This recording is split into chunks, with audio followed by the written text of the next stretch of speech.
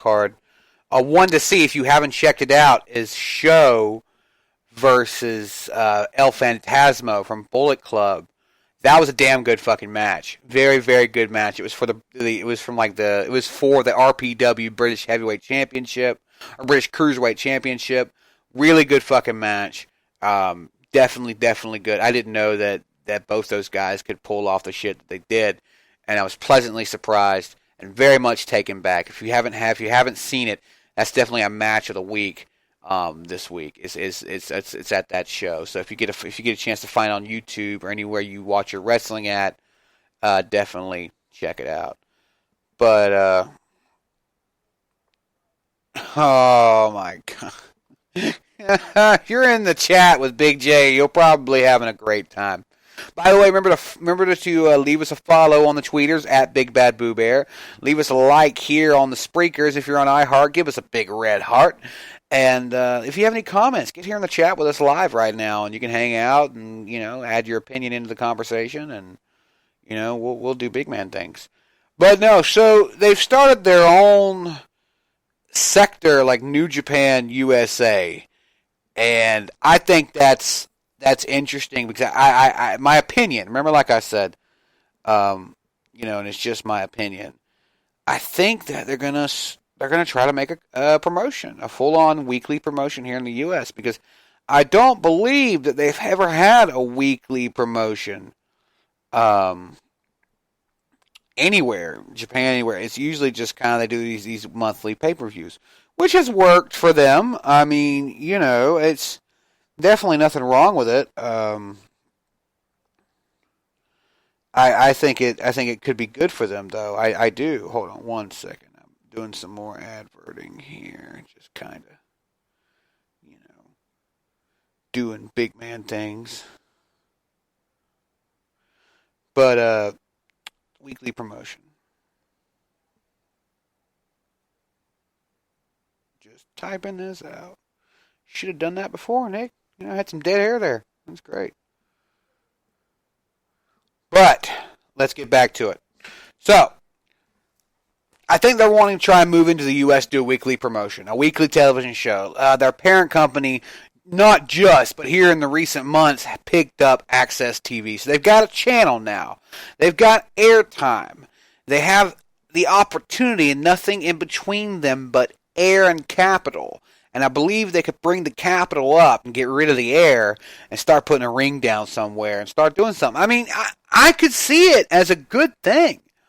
As a wrestling fan, this is one of the best times to be a wrestling fan.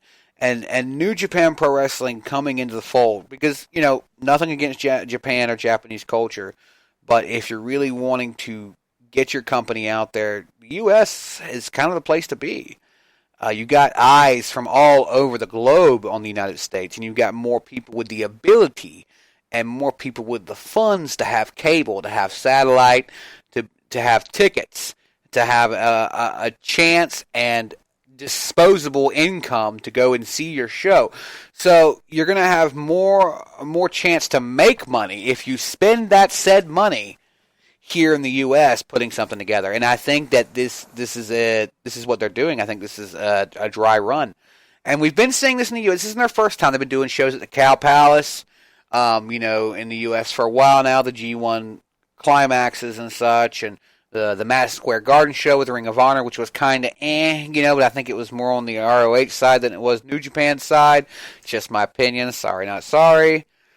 So I think this is eventually leading to New Japan having a weekly promotion here in the U.S., and I think that's a good thing, and I think that it's definitely going to spice up the wrestling world. But where to put it, you say?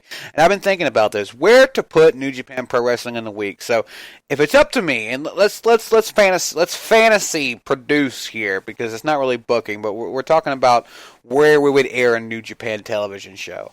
I think that you could easily put it down on Tuesday nights on Access, in between Raw, on Monday, and AEW on Wednesday nights. I don't believe you have very much competition on Tuesday nights. I think Impact comes on Tuesday nights, but I mean, it's it's Impact. So, not trying to be a dick, but sorry, not sorry. Oh goodness, but no, you could put New Japan down there on Tuesday nights and add your name to the list because you're not having any big competition on Tuesday night. You've got Monday Night Raw on Monday, and you've got Wednesday night NXT and AEW. But if I'm correct, and I don't know, but if I'm correct, you're pretty much on your own on Tuesday nights. So New Japan could have a pretty good slot to play by themselves and to kind of feel the U.S. And if they want to eventually try and compete, they could, but they're not going to be able to compete off the bat because as much of a market they do have, it's more of a niche market.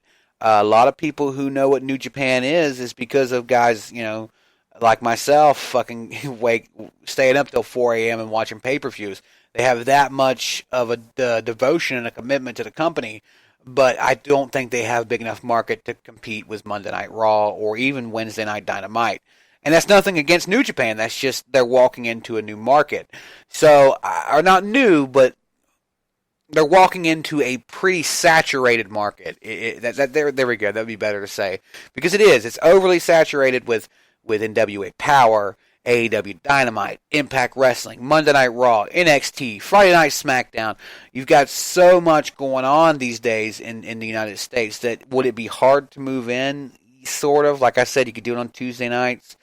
But it could be really good for them too. So it is a risk. And it really comes down to two things. Whether they're willing to take that risk and whether they're willing to bring out the capital for it. So we'll have to wait and see. But I would really much love to see a New Japan weekly promotion. I'd be checking that shit out. Definitely would be interested in seeing a New Japan Pro Wrestling weekly promotion. So yeah. But since we're on New Japan, let's talk about New Year's Dash. So New Year's Dash is the pay-per-view directly after Wrestle Kingdom, their biggest show of the year. Wrestle Kingdom is equivalent to WrestleMania. In my opinion, Wrestle Kingdom is bigger because of the Tokyo Dome show. It's huge, man. They pack so many motherfuckers into that. And just the place is big. It just makes you feel like it's bigger than anything. And granddaddy of them all, in my opinion, would go to Wrestle Kingdom. Nothing against WrestleMania. WrestleMania has one thing on Wrestle Kingdom, and that is lineage. It goes back so far. Tokyo Dome does not. But as far as the feel for me, even being a WWE fan before New Japan and starting to watch New Japan just feels bigger at Wrestle Kingdom. So, that's just an opinion, though. I mean, people obviously feel differently. But it's their biggest show of the year. Directly, the day after this huge show where everybody on the card is wrestling, and this is a 2-day show this year. Very first time they've done this. 2 days you'll have Wrestle Kingdom, night 1 and night 2, and they'll have their own separate main events and all this. So after that, they do something called New Year's Dash, the very first show after Wrestle Kingdom. Because Wrestle Kingdom is sort of like the end of the season for them, and then the very next show is the beginning of the season, starting the new storylines, starting all that. So this year, they're talking about doing a mystery card. Here, there's an article here online that I have. Already announced for the card will be Jushin Thunder Liger's retirement ceremony. Prior to that, he will be wrestling on both nights of Wrestle Kingdom.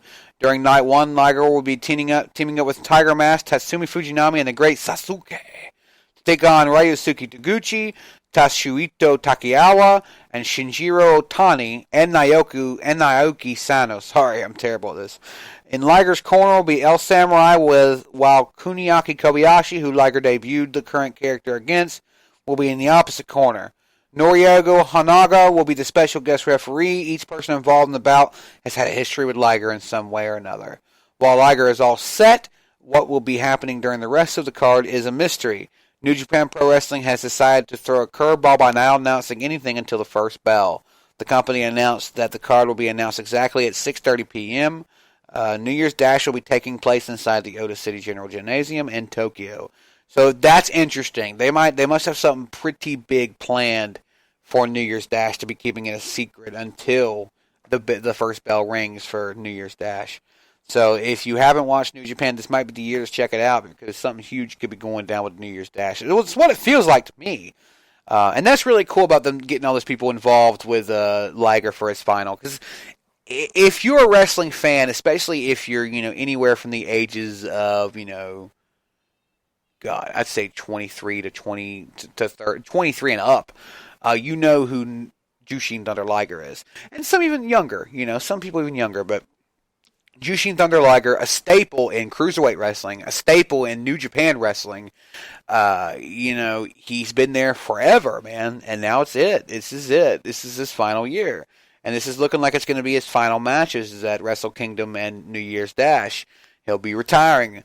And it's about time, and that's not a negative comment. It's just he's earned it. It's time for him to retire and, sit down on the bench and let somebody else take that spot.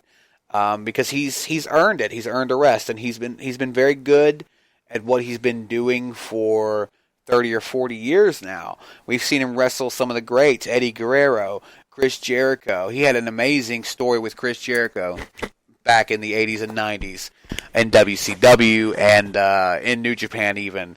So it's about time that he finally sits down and takes a rest, and I think we can all applaud that. I've actually, since the beginning of this year when I found out he was going to be retiring, I've had the Jushin Thunder Liger theme song from WCW, and in New Japan as well, as my ringtone, and I will only change it after New Year's Dash. So, yeah, I'm going to change it after New Year's Dash is over with, but until then, it'll still be ringing, Jushin Thunder Liger. That's my shit, bro. But, yeah, it's going to be interesting. There's a lot of crazy stuff that could be going on with New Year's Dash, but we'll have to wait and see. So, as we're still on, we're going to take a break from New Japan News. I got another article for them, and then I've got a couple of other things here.